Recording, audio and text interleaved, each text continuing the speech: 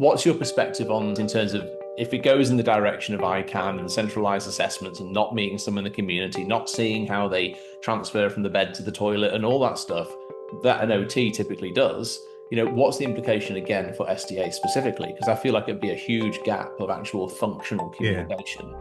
I think that that's a misunderstood area at the moment.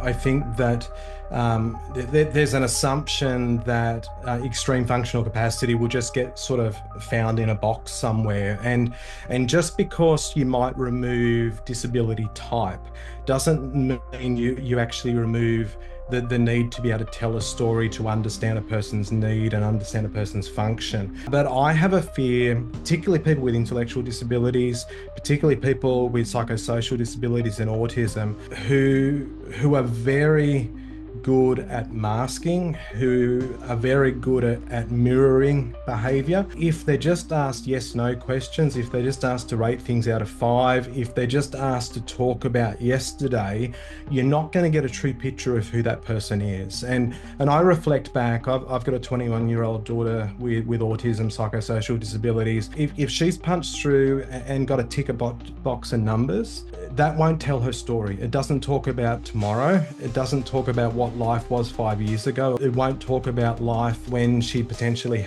has a mental health concern. It doesn't talk about when mum and dad jump in and provide extra supports, what she's capable of. And I think we lose all the nuance. The other thing is, it doesn't talk about disabilities like mine. I've got a neurological disability, got a progressive disability. And so an ICANN is a point in history.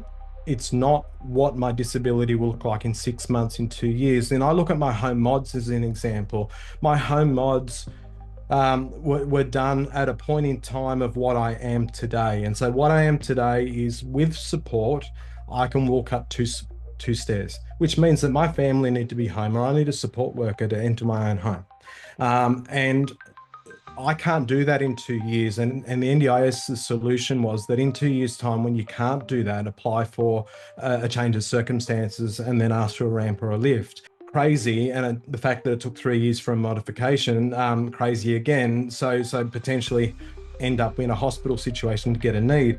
But what we don't have is, if we removed the functional capacity assessment, we removed the OT, my neurologist, we removed my physio telling a story about who I am, I wouldn't have got $60,000 worth of home mods, let alone a SIL package or an SDA package that was there for me, and I wouldn't have got the housing outcome.